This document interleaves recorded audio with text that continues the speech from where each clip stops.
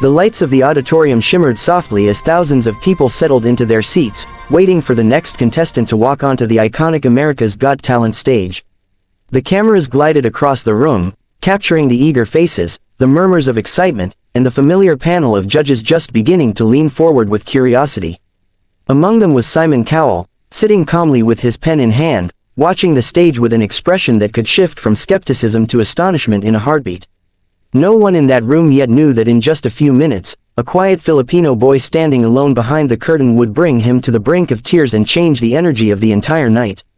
Backstage, the boy stood still, his hands trembling slightly as he clutched the small microphone they had given him. His jeans were slightly worn, and his t-shirt was simple, but his eyes glowed with something far stronger than fear. He was thinking of his mother back home, of the tiny room they lived in, of the nights he sang by a cracked window to drown out the noise of traffic and forget the hunger that sat in their stomachs. He remembered how his mother would softly tell him that one day his voice would take them somewhere brighter, somewhere safer, somewhere where dreams didn't feel like distant clouds but something he could touch with his own hands. A producer knelt down beside him and asked if he was ready. He nodded, though his voice felt stuck in his throat. It wasn't the stage he feared, nor the lights, nor the millions of eyes that would eventually watch him from around the world. It was the thought of failing his mother, of returning home with nothing but the echo of a shattered dream. The door of the stage opened, and the warm flood of lights washed over him. He could feel all eyes shift toward him as he stepped into the open. He walked slowly to the center of the stage, each step feeling heavier than the last. Simon glanced at him with an unreadable expression, the kind he often gave contestants who looked too nervous, too fragile, too young. The boy stopped at the microphone, swallowing hard as the judges waited for him to speak. He introduced himself softly, his voice barely carrying across the room.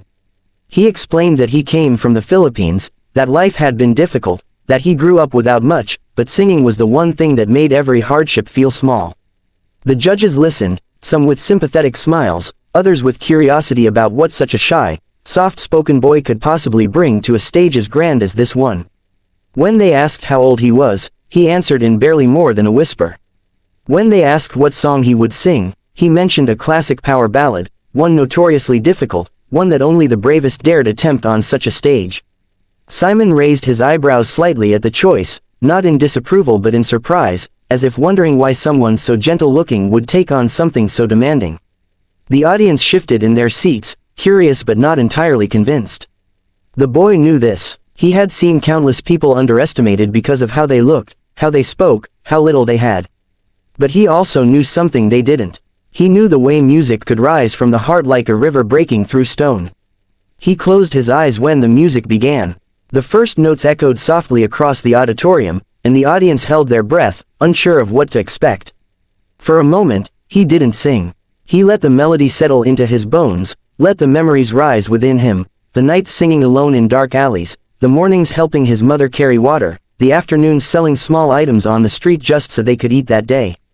He let all of it fill him until the emotion became too heavy to hold. When he finally opened his mouth to sing, the sound that emerged did not belong to a timid boy. It soared, rich and powerful, trembling with emotion. The first line alone was enough to make the audience straighten in their seats. It was not just the strength of his voice that caught them, it was the way it carried raw honesty, the kind that could only come from someone who had lived more pain than his small frame suggested. Simon, who had been listening with neutral focus, blinked slowly as if something inside him shifted. He leaned forward, eyes narrowing, not with criticism but with genuine intrigue. The boy's voice rose higher with each phrase, growing stronger, fuller, more confident, as though the stage itself was lending him power. When he reached the first high note, people in the audience gasped.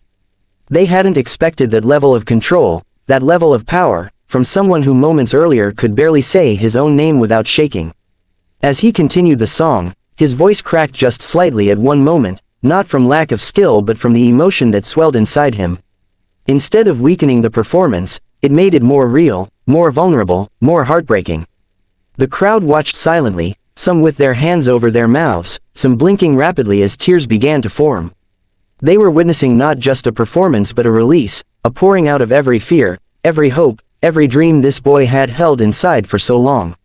Halfway through the song, Simon lifted one hand to his mouth and lowered his gaze, blinking away the emotion gathering in his eyes. It was rare for him to show such visible emotion, especially this early in an audition. But there was something different about this boy, something pure, something unpolished yet deeply moving. The boy reached the bridge of the song, the most difficult part, where the notes climbed higher and higher like a mountain. Many talented singers struggled there, but he did not falter. His voice soared effortlessly, ringing through the auditorium with a clarity that seemed almost supernatural. It filled every corner of the room, echoing off the walls, resonating inside the hearts of everyone who heard it. The audience began rising one by one, unable to remain seated as his voice lifted even higher. By the time he reached the climax, nearly the entire room was standing, their applause building like thunder. But he didn't break his focus. He finished the last line with a soft, trembling note that floated in the air long after the music stopped. For a moment, there was silence. Not because they didn't want to clap, but because no one wanted to break the spell he had cast. It was the kind of silence that follows witnessing something unexpectedly powerful, the kind that holds the weight of shared emotion. Then, suddenly, the room erupted. The audience exploded into applause, louder than anything that had come before that night. People were cheering, shouting, whistling, calling his name though they had learned it only minutes earlier. He stood there frozen, tears streaming down his face, overwhelmed by the sound of thousands of people rising to their feet for him, a poor boy who once sang on the streets not for applause but for survival. His knees buckled for a moment, but he steadied himself on the microphone stand, breathing hard, trying to understand whether this was real or just another dream he would wake from. Simon Cowell wiped the corner of his eye discreetly, but the camera caught it anyway.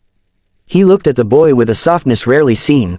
When the applause finally settled, he began to speak, but his voice was gentler than usual, as though he had been deeply moved in a way he hadn't expected. He told the boy that what he had just done was not merely singing, not merely performing, but something far more powerful, something that came from a place of pure heart. He said that it was one of the most emotional auditions he had seen in a very long time. The boy lowered his gaze, overwhelmed by the praise, barely able to absorb the words. Before Simon could continue, the audience started chanting. It began quietly, but within seconds, thousands of voices joined in. Golden buzzer, golden buzzer, golden buzzer. The boy's eyes widened as he realized what they were asking for. His breath trembled, and he looked from one judge to another, unsure if this moment could truly belong to him.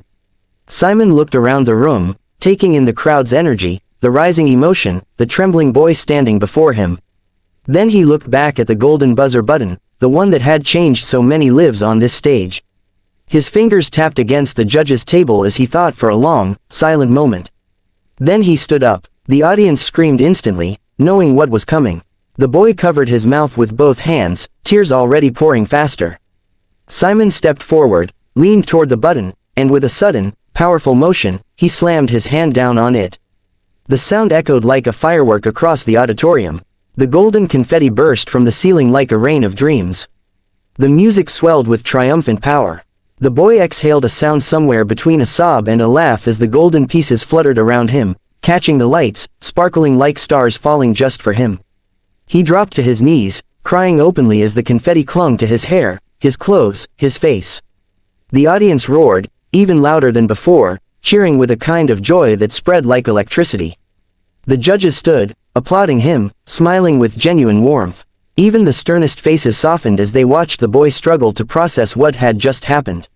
Simon approached the stage, stepping up to meet him.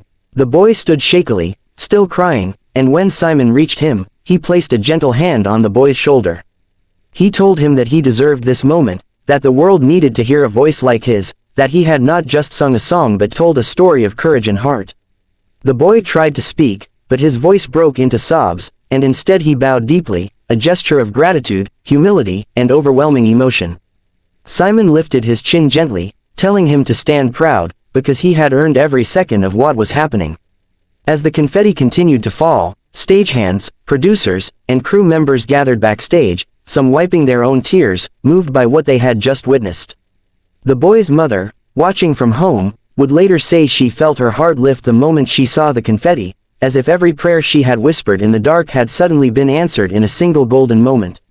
The boy walked off stage surrounded by waves of shimmering confetti, still shaking, still crying, still unable to believe that a dream that once seemed impossible had just become reality.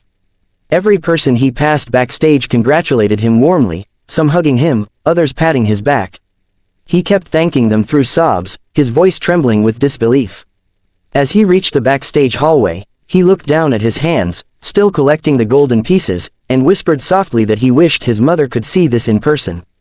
A crew member filming him captured the moment he pressed one piece of confetti to his heart and closed his eyes, letting the weight of everything finally settle inside him. Far inside the auditorium, Simon returned to his seat, glancing once more at the empty stage where the boy had stood. Something in him felt different, as though he had just witnessed a raw spark of hope that reminded him why talent shows mattered, why voices like that needed to be heard. The boy didn't just win a golden buzzer that night. He won a moment that would ripple across millions of hearts, a moment that would travel across screens, across oceans, across borders, carrying with it a message of resilience, courage, and the unbreakable strength of a dream that refuses to die. And long after the golden confetti settled on the floor, the memory of that voice, that moment, and that boy would remain etched in everyone who witnessed it.